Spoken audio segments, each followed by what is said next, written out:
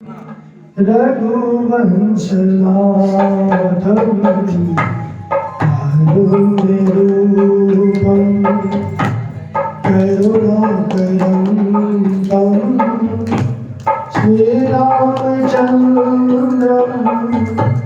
शरणं प्रपद्ये।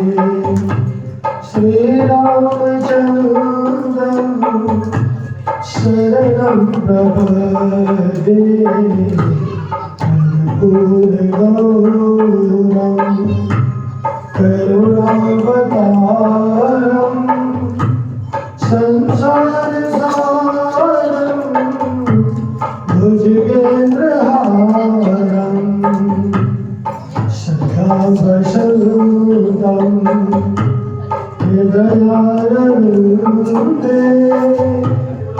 भवं भवानि सहितं नमामि। भवं भवानि सहितं नमामि। मनोजवं वा रूपेणवेदं जितेन्द्रियां बुद्धिमतामनिष्ठम्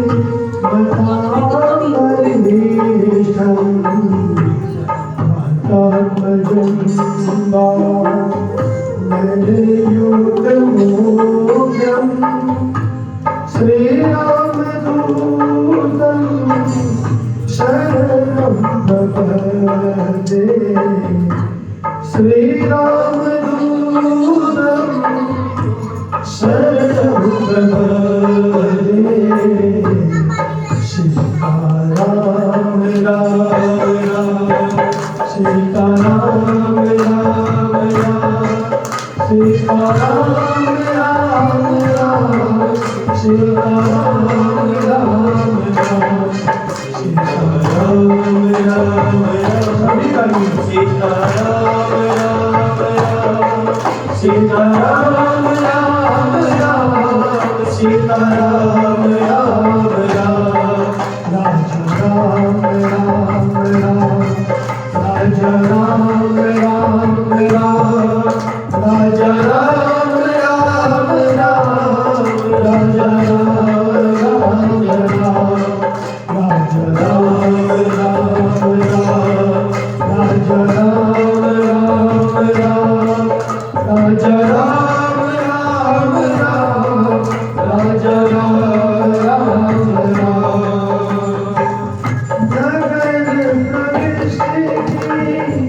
जय सब कहारा नगर प्रगति जय सब काजा हृदय लागे तो शरपुर राजा हृदय लागे तो शरपुर राजा। सुधारी को करही मिताई सुधारी को करही मिताई। गोपद सिंधु अनल सिंधलाई गोपद सिंधु अनल सिंधलाई।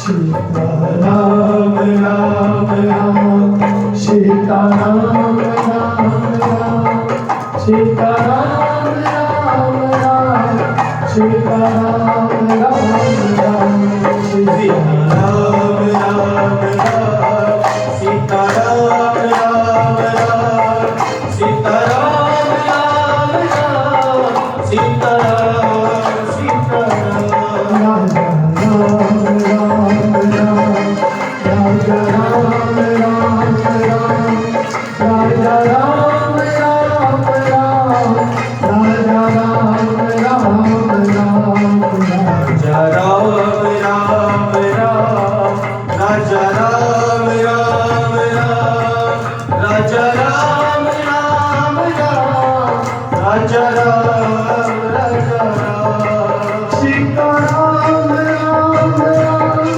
सीता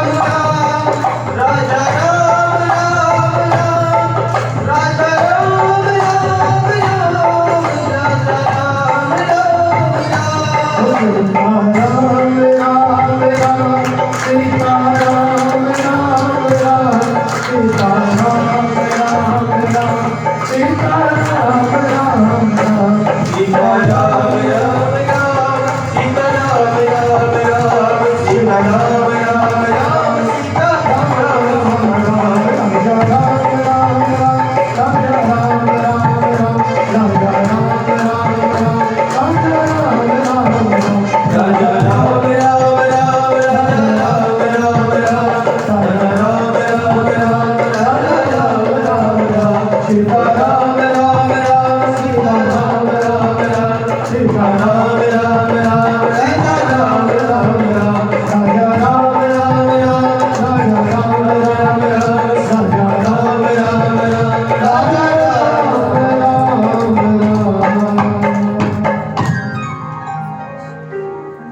माता राम मत पिता रामचंद्र स्वामी राम मत सखा रामचंद्र सर्वस्व में रामचंद्रो दयालु नान्यं जाने नैव जाने न जाने बंदौ तुलसी के चरण जिनके जग का कई समुद्र बूढ़त लगे प्रगटे सत्य जहाज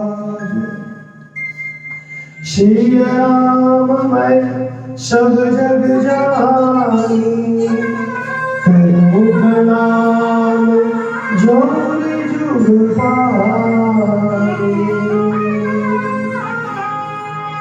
बोलिए श्यामल रामचंद्र भगवान की श्री बालकृष्ण लाल की श्री हनुमान जी महाराज की श्री भोलेनाथ की ओम नमः पार्वती पतये हर हर महादेव।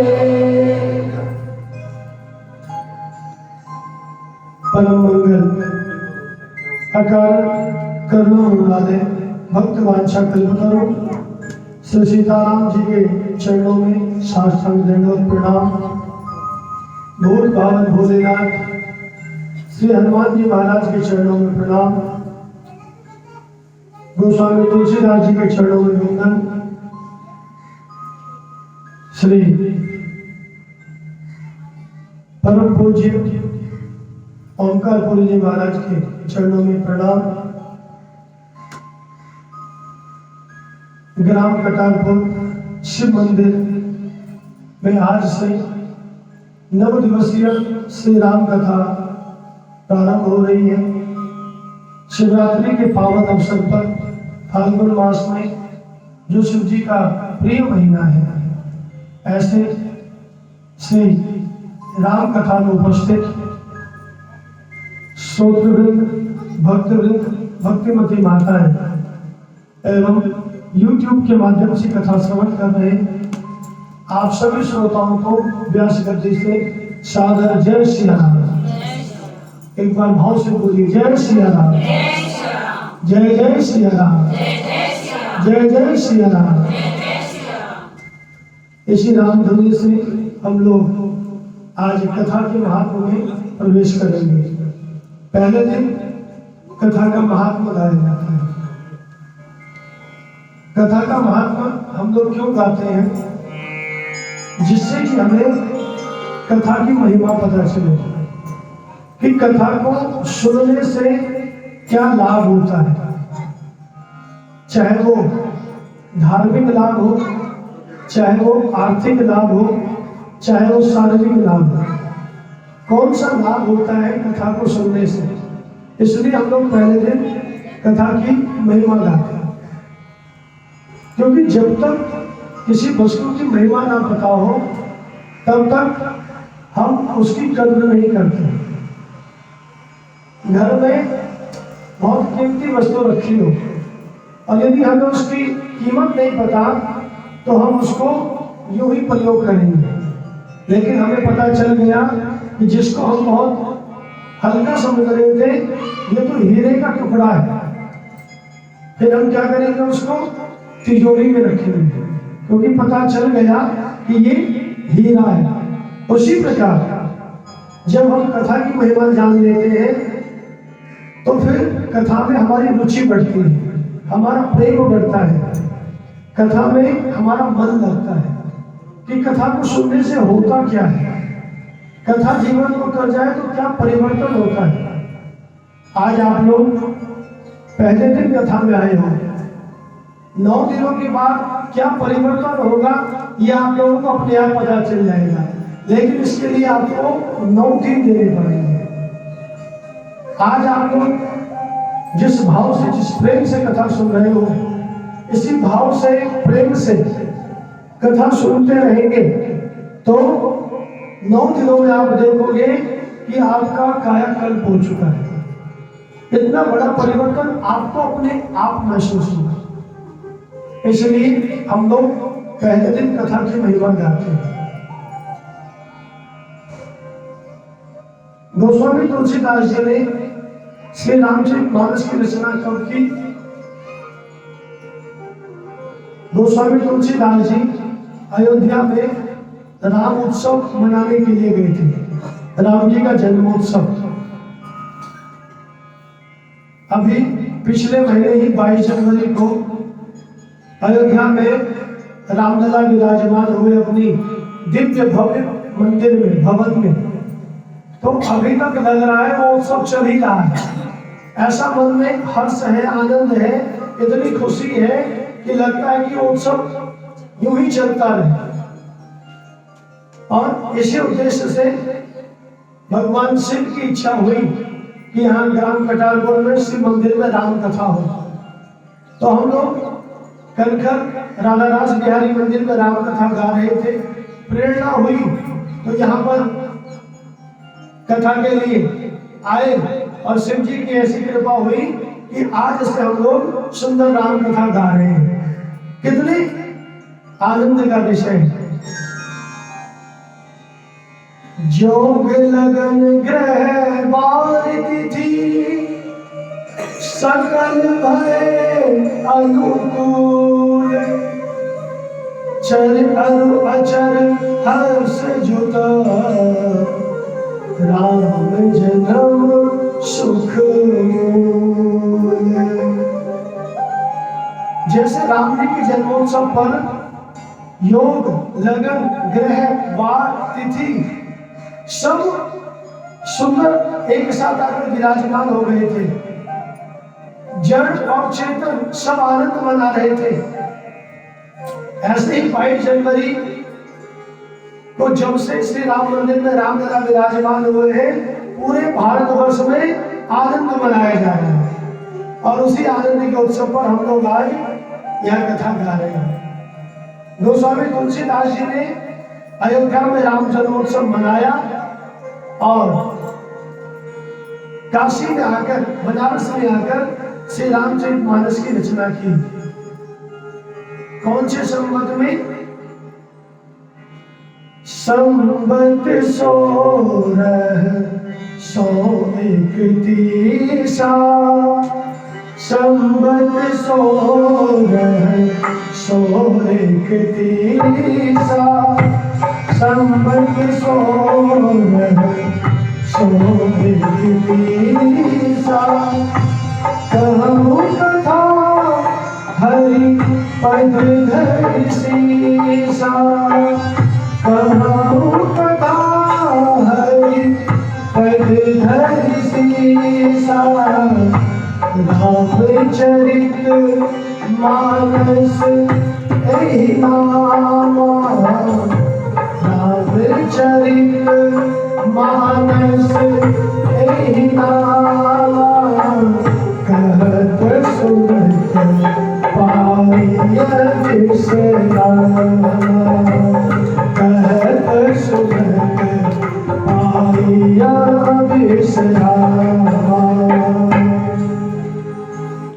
संवत 1631 में गोस्वामी तुलसीदास जी ने इस ग्रंथ की रचना की। वर्तमान में संवत कौन सा चल रहा है? संवत 2080। लगभग 550 वर्ष पूर्व गोस्वामी तुलसीदास जी ने रामचरितमानस की रचना की। देखिए, घर के काम तो रोज होंगे, लेकिन ये 9 दिन थोड़ा समय निकालो भगवान की कथा के लिए, क्योंकि घर के काम कभी समाप्त होने वाले नहीं है। गोस्वामी तुलसीदास जी ने पहले लिख दिया, गृह कार्य नाना जंजाला ते अति दुर्गम शैल विशाला। घर के काम ऐसे हैं, ये पहाड़ की तरह है। कथा में आने के लिए पहाड़ों को पार करके आना पड़ता है। इसलिए आज तो पहला ही दिन है। आज पहले दिन में आप लोग उतावली दिखाओगे तो अभी तो 8 दिन बाकी है। वक्ता को भी कथा कहने में तब आनंद आता है जब सुनने वाले का मन कथा में रहे। और यदि घर की रसोई में मन चला गया, इसलिए तो कथा 3 बजे से होती है। थोड़ा खा पी कर आओ, थोड़ा पेट भर कर आओ, ज्यादा नहीं, ये तो कथा में नहीं आएगी। और वैसे तो मैं सोने दूंगा नहीं आप लोगों को। यदि आप लोग कथा में आओगे तो कोई सोएगा नहीं कथा में। हमारे गुरु जी कहते हैं कि हम रात भर जागते हैं, फिर भी गुरु जी की कथा में नींद नहीं आती। तो जो रात भर जागता है उसे कथा में नींद नहीं आती। आप लोग तो रात भर आराम से सो कर आओगे। प्रेम से बोलो जय श्री राम। एक बार जोर से बोलो जय श्री राम। और दूसरी बात ये कि कथा का समय 3 से 6 है। आप लोगों को 6 बजे से पहले ही आरती के लिए बुला लिया जाएगा। 6 के सवा 6 साढ़े 6 नहीं होंगे, क्योंकि हम जानते हैं माताओं को घर में बड़ा काम होता है। बच्चों को खाना देना है, क्योंकि उनकी परीक्षाएं भी आ रही है। तो इस चीज का हम लोग पहले ही ध्यान रखेंगे। और आज कलश यात्रा हुई है, तो कोई माता तो हो सकता है बिना भोजन के आई हो, खा के नहीं आई होगी, तो भूख भी लग गई होगी। तो आप लोगों को ज्यादा समय नहीं लेंगे, 6 बजे तक के बजे। आप 3 बजे से 6 बजे तक का समय श्री राम कथा के लिए रख लीजिए, 9 दिन तक। उसके बाद पूरे साल आप फ्री हो। अगली बार जब आप बुलाओगे तो आएंगे आपको कथा सुनाने। गोस्वामी तुलसीदास जी ने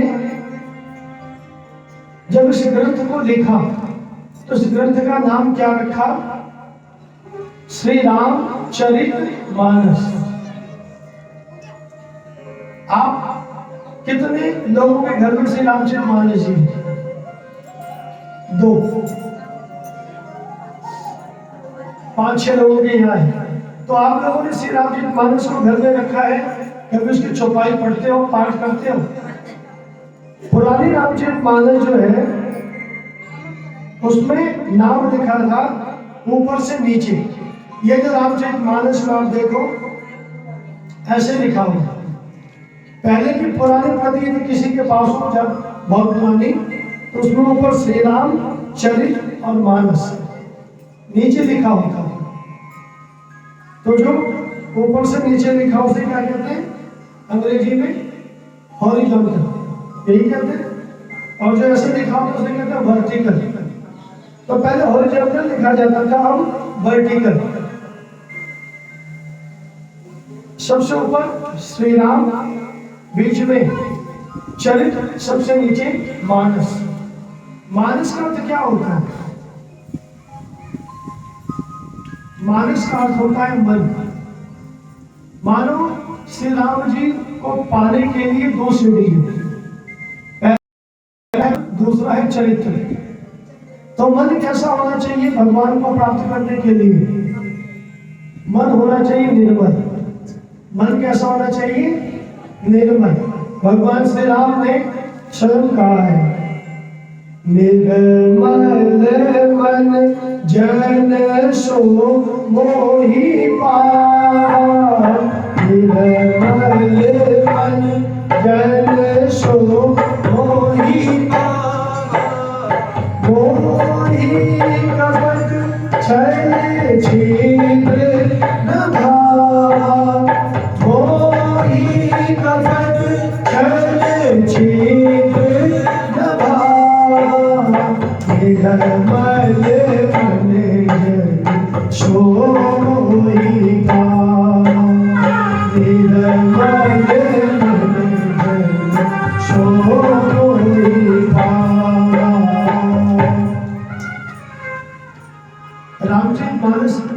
का जरूरत है। आप लोग तो अच्छा गाते हो तो चौपाई भी गाया करो, है ना, क्योंकि जब आप लोग गाओगे तो आपका मन लगेगा। तो रामचरितमानस में सबसे नीचे मानस लिखा है। भगवान किसे मिलते हैं? निर्मल मन, निर्मल मन जन सो मोहि पावा। शर्त रख दी भगवान ने, मुझे वो पसंद नहीं है जिसके मन में कपट रूपी छल छिद्र भरा हो। और आज जिसे देखो मन में कपट ही तो भरा है। चेहरा तो बहुत सुंदर चमकता है, क्योंकि चेहरे को डेकोरेट किया जा सकता है, सजाया जा सकता है, लेकिन मन को देखने का कोई एक्शन ही नहीं है। मन को देखने की कोई यंत्र नहीं है कि मन आपका कैसा है। मन ही हमारा निर्मल होना चाहिए। मन को कोई दिल भी कहते हैं। एक बहुत पुरानी फिल्म, उसका एक गीत केवल मुखड़ा याद है मुझे, लेकिन यहाँ पर वो बिल्कुल फिट बैठता है। दिल को देखो चेहरा ना देखो, दिल को देखो चेहरा ना देखो, चेहरे में लाखों को लूटा। दिल सच्चा और चेहरा झूठा, दिल सच्चा और चेहरा झूठा। मन को देखो चेहरा ना देखो, मन को देखो चेहरा ना देखो, चेहरे में लाखों को लूटा। मन सच्चा और चेहरा झूठा, मन सच्चा और चेहरा झूठा, मन सच्चा और चेहरा झूठा। तो मन की बात है, जब तक हमारा मन निर्मल नहीं होगा। ये जो छोटे छोटे बच्चे हैं, ध्रुव जी को भगवान मिले कितने वर्ष के थे? 5-6 वर्ष के। प्रहलाद जी को भगवान मिले कितने वर्ष के थे? 5-6 वर्ष के। तो बच्चों को भगवान क्यों मिल जाते हैं, हमें क्यों नहीं मिलते? क्योंकि बच्चों का मन निर्मल होता है, बच्चों के मन में कपट नहीं होता। अभी बच्चे आपस में लड़ेंगे और फिर खेलने लग जाएंगे, और यदि हमारी पड़ोसी से तू मैं हो गई तो सालों बीत जाएगा, पड़ोसी से बात ही नहीं करेंगे। तो हमारे मन में इतनी ग्रंथियां पड़ी है, इतना कपट है, छल छिद्र है। तो महाराज बीमारी तो आपने बता दी, दवाई भी बता दो। तो दवाई है मन को निर्मल करने की कि आप कथा में बैठो, भगवान की कथा को सुनो। कथा सुनने से ही मन निर्मल होगा, बिना कथा सुने मन निर्मल होने वाला नहीं है। मन को निर्मल करना है तो भगवान की कथा सुनो, क्योंकि ये कथा है ही मन को निर्मल करने की। गोस्वामी जी लिखते हैं, विमल कथा कल की आरंभा, सुरत नसाई काम मददंभा। विमल का अर्थ क्या है?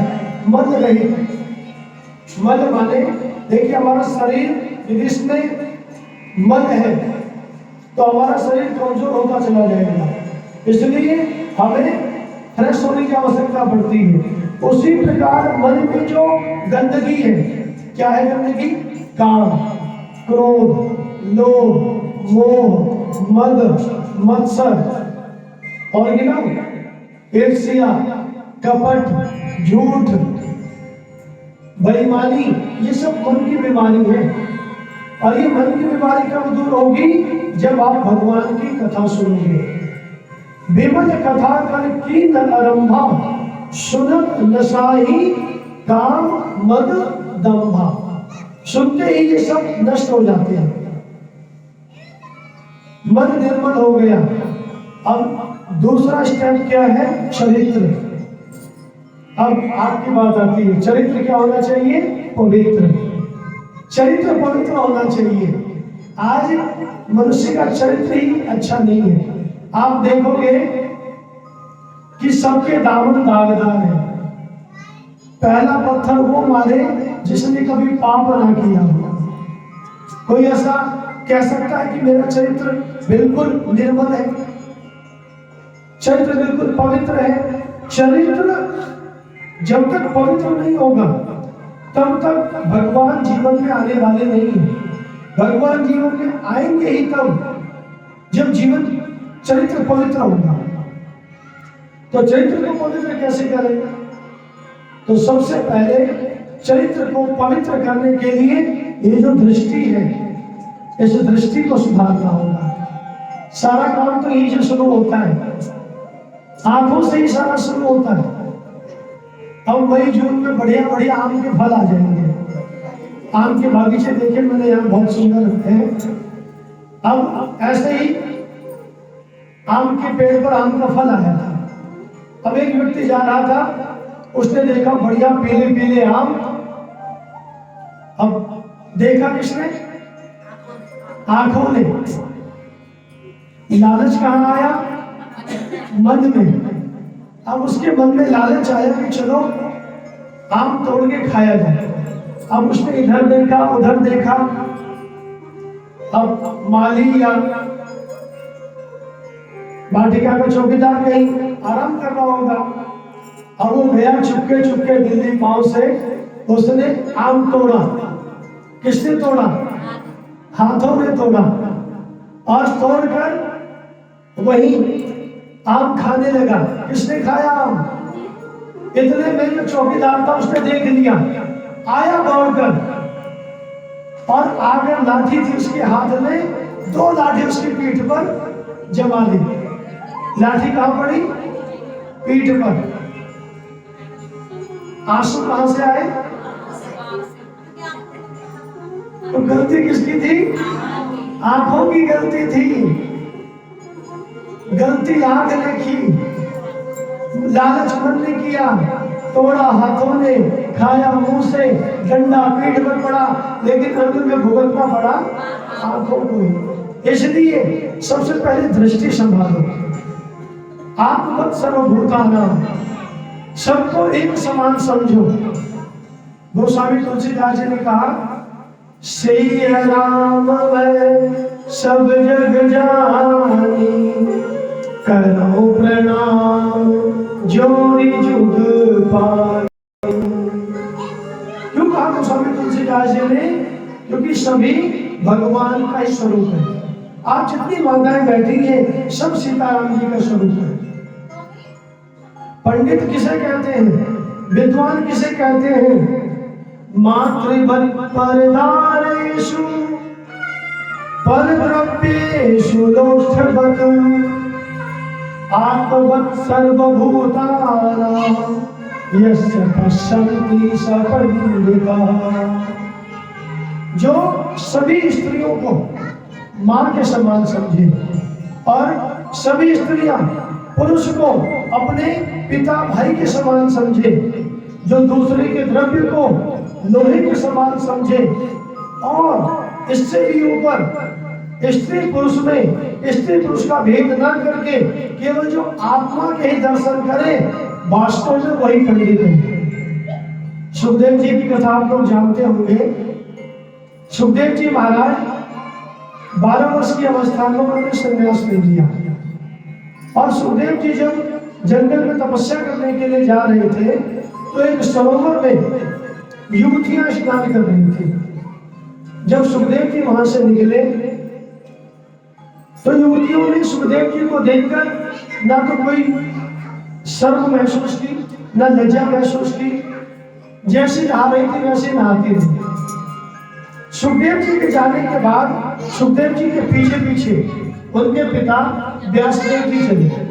और व्यासदेव जी जब निकले तो वो जो युवतियां स्त्रियां सरोवर में स्नान कर रही थी, वो जल्दी जल्दी अपने कपड़े ठीक करने लगी।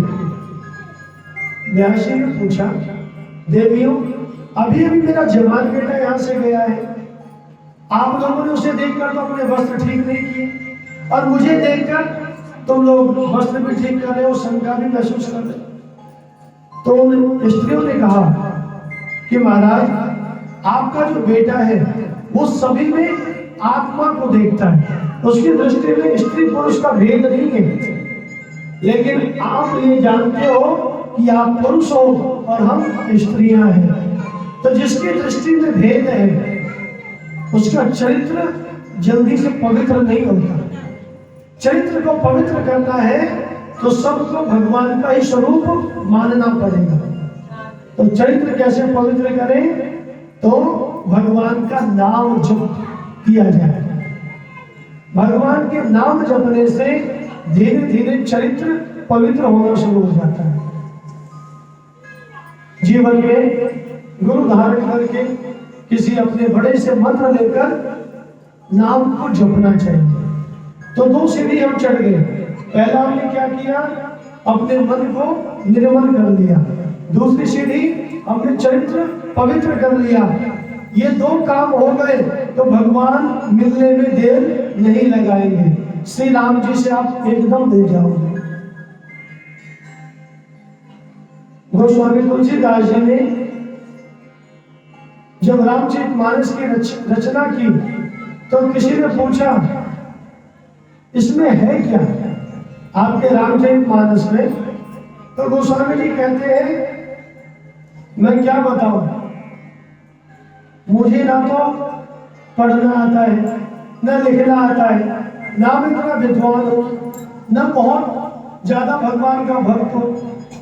मैंने तो अवधी भाषा में, गांव की भाषा में रामचरितमानस की रचना की, लेकिन मुझे पता है एहि महारघुपति नाम उदारा, एहि महारघुपति नाम उदारा, अति पावन पुराण श्रुति सारा, अति पावन पुराण श्रुति सारा।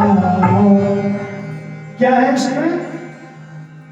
इसमें भगवान का सुंदर नाम है, यही महारघुपति नाम उदाहरण। आप देखोगे रामचरितमानस की जितनी भी चौपाई है सभी में आपको राम राम मिलेगा। कोई सी भी चौपाई, ये रामचरितमानस ऐसा ग्रंथ है जिसको अनपढ़ भी सुनकर पढ़ सकता है। ये रामचरितमानस ऐसा ग्रंथ है जिसको पढ़ने के लिए कोई विशेष नियम नहीं है। आप कभी भी किसी भी समय कैसी भी परिस्थिति में इसका पाठ कर सकते हो और आप कोई सी भी चौपाई उठा, सब में आपको राम का नाम मिलेगा। अच्छा, आप लोगों ने श्रीमद् भागवत की कथा में सुनी होगी, सुनी आप लोगों ने? कितनों ने सुनी? किस किस ने सुनी है? लगभग सभी ने सुनी है। किसी को श्रीमद् भागवत जी का एक भी श्लोक याद है? एक श्लोक केवल है, किसी को याद नहीं है? लेकिन रामचरितमानस की एक कम से कम एक चौपाई तो सभी को याद होगी। याद है कि नहीं है? एक चौपाई कम से कम। अरे ये तो याद ही होगा, मंगल भवन मंगल हारी, मंगल भवन मंगल हारी, भव सुदर्शन अजीर बिहारी, भव सुदर्शन अजीर बिहारी, दीन दयाल बिरद संहारी, दीन दयाल बिरद संहारी, दीन दयाल बिरद संहारी, रघुनाथ मम शंकर भारी, रघुनाथ मम शंकर भारी। अच्छा बताओ, ये चौपाई याद थे कि नहीं? सबको याद है ना ये चौपाई? तो रामचरित मानस की कम से कम एक चौपाई तो सभी को याद है। अच्छा, एक दोहा भी कम से कम सभी को याद होगा। याद है कि नहीं? अभी मैं गाऊंगा, आप सबको भी याद है। श्री गुरु चरण सरोज रज निज मन मुकुर सुधार, वरनौ रघुबर विमल जसु, जो दायक फलता। बुद्धिहीन तनु जानिके, सुमिरो पवन कुमार, बल बुद्धि विद्या देहु मोहि, हरहु कलेश विकार। याद है कि नहीं है? सभी को याद है। आपको भी महाराज जी का हनुमान चालीसा का है। ये हनुमान चालीसा का बाद में है श्री रामचरित मानस के अयोध्या कांड की पहली चौपाई है। कम से कम एक छंद आप सभी को याद होगा। सुनाओ। भय प्रकट कृपाला दीन दयाला, कौशल्या हितकारी। भय प्रकट कृपाला दीन दयाला, कौशल्या हितकारी। हर्ष महतारी मुनि मनहारी, अद्भुत रूप धरि। हर्ष महतारी मुनि मनहारी, अद्भुत रूप धरि। याद था कि नहीं? भय प्रकट कृपाला सुना तो होगा, मन में होगा। आप लोगों ने शिव पुराण की भी कथा सुनी होगी, लेकिन शिव पुराण का एक भी श्लोक याद नहीं होगा। लेकिन रामचरित मानस की कम से कम एक चौपाई, एक दोहा, एक छंद, एक सोरठा कम से कम याद होगा। गोस्वामी तुलसीदास जी ने श्री राम कथा में, श्री रामचरित मानस में 7 कांड लिखे। बालकांड, अयोध्या कांड, अरण्य कांड, किष्किंधा कांड, सुंदर कांड, लंका कांड और फिर उत्तर कांड, और 7 ही श्लोक प्रारंभ में लिखे। श्री रामचरित मानस गोस्वामी तुलसीदास जी से पहले भगवान शंकर ने लिखी थी, और लिखकर कहा रखा था, रचि महेश निज मानस राखा। मन कैसे निर्मल होगा? जब भगवान की कथा मन में होगी। देखिए, आप यहाँ पर 9 दिन तक कथा सुनेंगे। इसके बाद भी कथा सुननी है। कैसे? तो YouTube पर आप लोग अपने मोबाइल पर उद्धव जी महाराज टाइप करेंगे, चैनल आ जाएगा। आप लोग उसको सब्सक्राइब कर लेना। वहां पर आपको ये राम कथा जो यहाँ पर हो रही है, इससे पहले जो राम कथा हो रही है, भागवत कथा हुई है, वो सब आपको YouTube पर मिलेगा। सुबह जब घर के काम कर रहे हो उस टाइम YouTube पर श्री राम कथा लगाओ और सुनो। मन में भगवान की कथा होनी चाहिए, क्योंकि कथा ही कथा, सब व्यथा और वृथा। भगवान की कथा ही सबसे अनुकूल है, बाकी सब तो व्यथा है और वृथा है। व्यथा माने दुख और वृथा माने बेकार। इसलिए भगवान की कथा ही कथा है। शंकर जी ने रचि महेश निज मानस राखा, और पाइस समय सिंहासन भाषा। शंकर जी ने ये कथा अपने अर्धांगिनी पार्वती जी को सुनाई। कब? जब उचित समय आया। देखिए, हम लोग शिवरात्रि के पावन पर्व पर यह कथा श्रवण कर रहे हैं। आपने शिव जी को देखा होगा। भगवान शिव सदैव विश्राम की अवस्था में रहते हैं। ये कथा सुनने से जीवन में विश्राम की प्राप्ति होती है।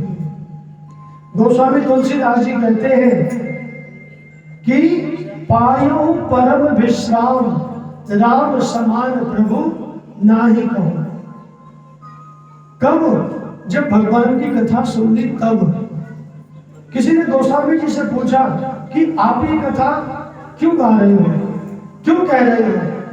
तो गोस्वामी जी ने कहा कि स्वांत सुखाय तुलसी रघुनाथ गाथा। अपने अंतःकरण के सुख के लिए मैं ये राम कथा गा रहा हूं। यहां पर एक सूत्र पकड़ने की है, हम जो भी कार्य करें अपने अंतःकरण के लिए करें। हमारा अंतःकरण जब तक प्रसन्न नहीं होगा तब तक वो कार्य सफल नहीं हो सकता। आप कोई भी कार्य करो, आप लोग घर में रसोई करती हो, भोजन बनाती हो, मन से बताना। जिस दिन आप अपने प्रसन्नता से भोजन बनाती हो उस दिन का स्वाद, और जिस दिन लड़ झगड़ के भोजन बनाती हो उस दिन का स्वाद अंतर होता ही नहीं होता है।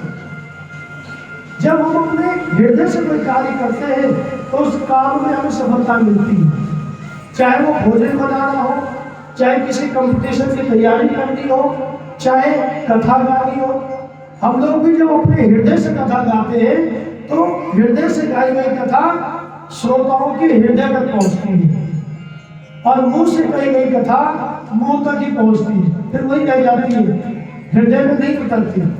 इसलिए गोस्वामी तुलसीदास जी अपने अंतःकरण की प्रसन्नता के लिए श्री राम कथा गाते हैं। और ये श्री राम कथा भगवान अपने मानस में रखते हैं। आपको याद होगा जब समुद्र मंथन हुआ था, समुद्र मंथन में सबसे पहले क्या निकला था? क्या निकला था? विष। क्या निकला था? विष। कोई भी काम शुरू करो ना तो सबसे पहले नेगेटिविटी आती है, सबसे पहले पॉजिटिव कम आता है, नेगेटिविटी ज्यादा आती है। समुद्र मंथन है, मानो कोई भी काम शुरू करने से पहले कई बार उसकी नकारात्मकता विचार ज्यादा आता है। तो समुद्र मंथन किस किस के बीच में हुआ था? आप लोगों से मैं इसलिए पूछ रहा हूं जिससे कि आप लोगों को नींद ना आए। किस किस के बीच में हुआ था? असुर और देवताओं के बीच समुद्र मंथन हुआ। सबसे पहले क्या निकला? हालाहल विष। और जब विष निकला सब परेशान हो गए। किसके पास लेकर आए? शंकर भगवान के पास, और कहने लगे आप हमारे घर के बड़े हो, और जो भी पहला फल आता है वो घर के बड़ों को दिया जाता है। तो समुद्र मंथन का पहला फल विष निकला है, तो आप इसको स्वीकार करो। शंकर जी ने कहा अमृत निकलेगा तो पूछने भी नहीं आओगे, और विष निकला है तो सबसे पहले आ गई। तो शंकर जी ने पार्वती जी से पूछा, देवी पी ले। अब कोई पत्नी कैसे कहे पति को कि जहर पी लो? पार्वती जी जानती है शंकर जी का सामर्थ्य, कि शंकर जी में कितना सामर्थ्य है, और शंकर जी को पता है मेरे हृदय में, मेरे मन में राम जी है। तो राम जी का नाम लेकर शंकर जी ने विष पिया, तो राम जी की कृपा से विष के साथ राम मिलकर क्या हो गया? विश्राम। क्या हो गया? विश्राम। नाम प्रभाव जान शिव नीको, काल कूट फल कीन अमीको। शंकर जी राम जी के नाम का फल जानते हैं, विश्वास है। और जब शंकर जी ने ततः कर कली कृत्यो व्यापी हालाहलम विषम अभक्षयन् महादेव कृपया भूत भावना। शंकर जी ने अपने करतल में विष को लेकर पिया, तो विष के प्रभाव से शंकर जी का गला कैसा हो गया? नीला। और शंकर जी का क्या नाम पड़ गया? बोले नीलकंठ महादेव की। नीलकंठ महादेव ये चक्रारा गले नीलम तच्च साधु विभूषणम, शंकर जी का आभूषण बन गया। तो आपने देखा कि राम जी के नाम के प्रभाव से विष भी अमृत बन जाता है, विष भी विश्राम। अच्छा, किसी के गले में जहर भरा हो, किसी के मन में जहर भरा हो, तो जब वो बोलेगा तो क्या बोलेगा? किसी गले में जहर हो, पलटा हुए क्या निकलेगा? विष ही निकलेगा, जहर ही निकलेगा।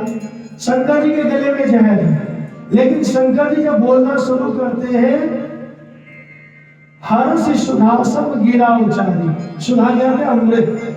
तो शंकर जी जब बोलते हैं तो मानो अमृत की वर्षा कर रहे हो। तो ये कैसे संभव है कि भरा तो विष है और जब निकाल रहे हैं तो अमृत है? क्योंकि ये राम के नाम का प्रभाव है। यदि हम भी राम जी को अपने मन में, अपने हृदय में बसा ले तो क्या होगा? भले ही विष भरा हो, लेकिन जब हम बोलेंगे तो अमृत बोलेंगे, मीठा बोलेंगे। और देखिए, हर घर में एक नीलकंठ होता है जो सारी बुराई को अपने ऊपर सहन करता है। कई बार कहते भी है, यदि मैं ना हूं घर में तो घर संभलने वाला नहीं है। हम है इसलिए घर टिका हुआ है। तो वो कौन है? वो है नीलकंठ, वो है शिव स्वरूप जिसने घर को बांधा हुआ है। ऐसा नीलकंठ हर घर में, हर समाज में, हर गांव में चाहिए। भगवान शंकर राम जी की कृपा से विश्राम में रहते हैं, क्योंकि शंकर जी के मानस में रामचरित है और भगवान शंकर ने रामचरित मानस की कथा कही है। और हम शिव जी के मंदिर में हैं तो भगवान शिव जी की कृपा से ये कथा हो रही है। तो कहते हैं, शंकर ने खुद लिखी है, भोले ने खुद लिखी है, श्री राम की कहानी शंकर ने खुद लिखी है, श्री राम की कहानी शंकर ने खुद, शंकर ने खुद लिखी है, श्री राम की कहानी शंकर ने खुद लिखी है, श्री राम की कहानी है। चार घाट इसमें है, चार घाट इसमें बकता है, चार गानी है, चार घाट इसमें बकता है, चार गानी शंकर ने खुद लिखी है, श्री राम की कहानी शंकर ने खुद लिखी है।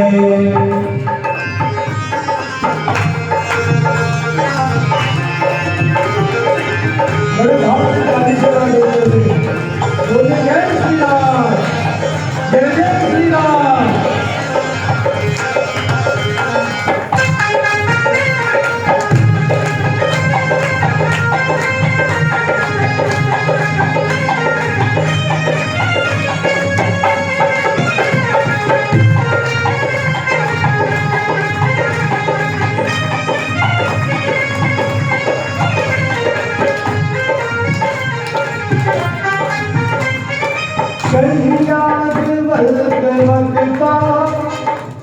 बैठे हैं एक किनारे, कहीं याद बल्कि वक्ता बैठे हैं एक किनारे, कहीं स्रोत है गरुड़ जी वक्ता भुसुंड न्यारे, कहीं स्रोत है गरुड़ जी वक्ता भुसुंड न्यारे, कहीं लगता है महेश्वर, कहीं लगता है महेश्वर, श्रोता स्वयं भवानी शंकर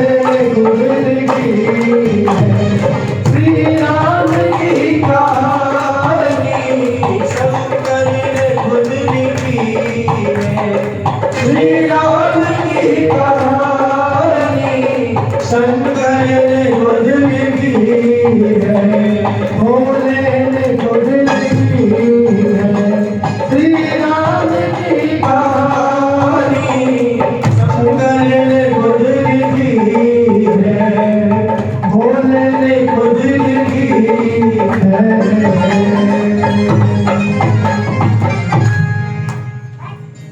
श्री राम की कहानी शंकर ने खुद लिखी है। इसमें 4 घाट है 4 घाट इसमें, वक्ता है 4 ज्ञानी, शंकर ने खुद लिखी। पहले वक्ता कौन है? तो कहते हैं पहले वक्ता है गोस्वामी तुलसीदास जी।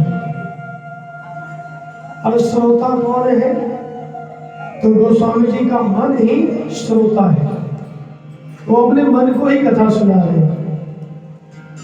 और उस घाट का नाम है शरणागति का घाट। देखिए भगवान की कथा तो एक ही है। अभी परसों हमारे से मोहित भैया पूछ रहे थे कि कथा तो वही है, कभी कभी कुछ बदल दिया करो। हमने कहा कथा तो एक ही होती है, लेकिन जो वक्ता कथा कहता है वो अपने भाव से कथा सुनाता है। और कोई वेदांत का पढ़ा हुआ वक्ता है तो वेदांत पर कथा सुनाएगा, कोई वैरागी वक्ता है तो वैरागी की कथा सुनाएगा, जो ज्ञानी वक्ता है वो ज्ञान की कथा सुनाएगा। कथा तो वही है, लेकिन वक्ता अपने अपने भाव से। तो यहाँ गोस्वामी तुलसीदास जी शरणागति घाट के वक्ता है। जिस घाट पर गोस्वामी जी कथा सुना रहे हैं उस घाट का नाम है शरणागति घाट। गोस्वामी जी कहते हैं मैं आप लोगों को वो कथा सुनाऊंगा जो कथा प्रयागराज में याज्ञवल्क्य जी भरद्वाज जी को सुना रहे हैं। अभी माघ मास गया है, माघ मास में पूरे 1 महीने का मेला लगता है प्रयागराज में। पहले तो कुछ और नाम रख दिया था, लेकिन अब हमारे योगी जी ने फिर से प्रयागराज जो पौराणिक नाम है वो रखा है। तो प्रयागराज में वक्ता है याज्ञवल्क्य जी और श्रोता है भरद्वाज जी। एक ही वक्ता और एक ही श्रोता। और इस घाट का नाम है कर्मकांड का घाट। याज्ञवल्क्य जी जब कोई बात कहेंगे उसमें कर्मकांड की प्रधानता होगी। याज्ञवल्क्य जी कहते हैं भरद्वाज जी से मैं आपको वो कथा सुनाऊंगा जो कथा शंकर जी ने पार्वती जी को कैलाश पर्वत पर सुनाई थी। यहाँ पर वक्ता है शंकर जी और श्रोता है पार्वती जी। और इस घाट का नाम है ज्ञान घाट। इन 3 स्थानों पर एक वक्ता और एक श्रोता। अब चौथा स्थान शंकर जी कहते हैं पार्वती जी से कि देवी मैं आपको वो कथा सुनाऊंगा जो कथा काकभूषुंडी जी ने गरुड़ जी को सुनाई थी। स्थान है नीलगिरी पर्वत। यहाँ पर श्रोताओं के रूप में बहुत से पंछी है, संत है, महात्मा है। और इस घाट का नाम है भक्ति घाट।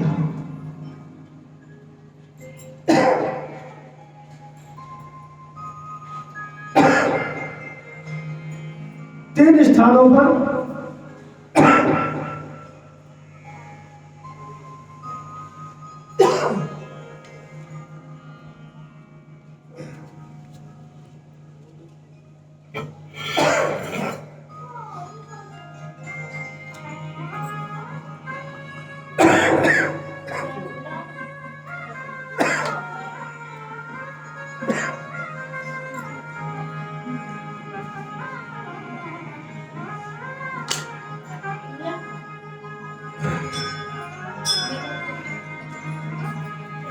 इन 3 स्थानों पर आपने देखा एक एक श्लोका है। कहा गोस्वामी तुलसीदास जी अपने मन को सुना रहे हैं। जय श्री राम। देखिए जब कथा हो रही, कथा में ध्यान रखो, अपनी पंचायत न चलाओ, क्योंकि फिर तो 9 दिन बाद चलाते रहना पंचायत। लेकिन अभी देखिए 3 जगह एक एक श्रोता है। तो कहते हैं श्रोता बहुत ज्यादा होना जरूरी नहीं है। श्रोता भले ही थोड़े हो, लेकिन कैसे हो? जिनका प्रेम कथा से हो, जो मन से कथा सुने। क्योंकि ये कथा जो है श्रोता वक्ता ज्ञान निधि, कथा राम के गूढ़, किमी समझो में मूढ़ मती, कलिमल ग्रसित विमूढ़। श्रोता कौन होता है? ज्ञानी। वक्ता को ज्ञानी नहीं कहा, श्रोता को ज्ञानी कहा। श्रोता वक्ता ज्ञान निधि। आप लोग ज्ञानी हैं तभी तो कथा सुनकर समझ पाएंगे, क्योंकि राम जी की कथा बहुत गूढ़ है। कल की कथा में हम सुनेंगे कि सती को संशय हो गया था। अभी से आपको निमंत्रण दे दें, कल भगवान शंकर जी के विवाह की कथा है। कल भगवान के शंकर जी के विवाह की कथा में आप सबको अभी से निमंत्रण है। कल कोई लीव मत लेना, अवकाश में मत चले जाना, छुट्टी मत लेना, कल कथा में जरूर आना। और आज जितने आए हैं अपने पड़ोसी से, अपने रिश्तेदारों से मोबाइल पे, व्हाट्सएप ग्रुप पे मैसेज कर देना कि श्री राम कथा शुरू हुई है शिव मंदिर में, अधिक से अधिक संख्या में आए, जिससे कि ये पूरा पंडाल भर जाए, पूरा शिव मंदिर भर जाए। वहां तक व्यवस्था करनी पड़े। इसलिए तो राम जी की कथा बहुत गूढ़ है, बहुत सावधानी से सुनना पड़ेगा। याद वर्ग जी सावधान करते हैं, तात सुनहु सादर मन लाई। श्री सुखदेव जी महाराज परीक्षित को कथा सुनाते हैं, सावधान करते हैं, सावधान तया श्रवो। तो इसलिए भगवान की कथा बहुत सावधानी पूर्वक सुननी है आपको। तो यहाँ पर तीनों स्थान पर 3 ही श्रोता एक एक है। नीलगिरी पर्वत पर बहुत सारे श्रोता हैं। वक्ता है काकभूषण जी, और चारों श्रोताओं ने कथा महिमा गाई है। 4 घाट पर कथा हो रही है, और 5वां घाट है कटारपुर ग्राम के शिव मंदिर का घाट, जहां पर उद्धव भाव रूपी घाट पर बैठकर आप लोगों को कथा सुना रहा है। तो इसलिए कितने घाट हो गए? 5। 4 तो रामचरितमानस के, और 1 घाट ये। आज से इस घाट पर बैठकर आप लोग कथा सुन रहे हो, और चारों वक्ताओं ने कथा की महिमा गाई है। आइए हम लोग भी महिमा को सुने।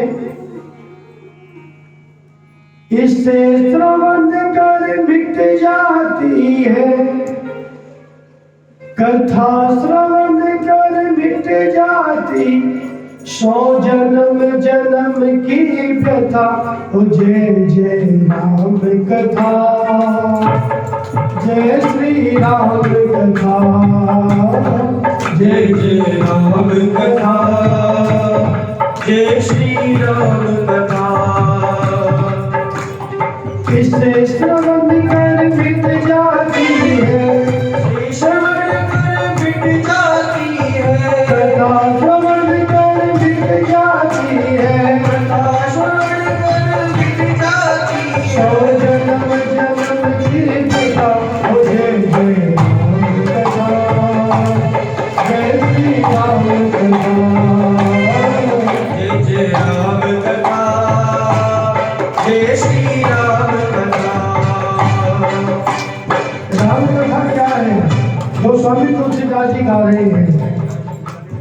राम कथा कलिका मत गाई, सुधर सजीवनी मोर सुहाई। राम कथा कलिका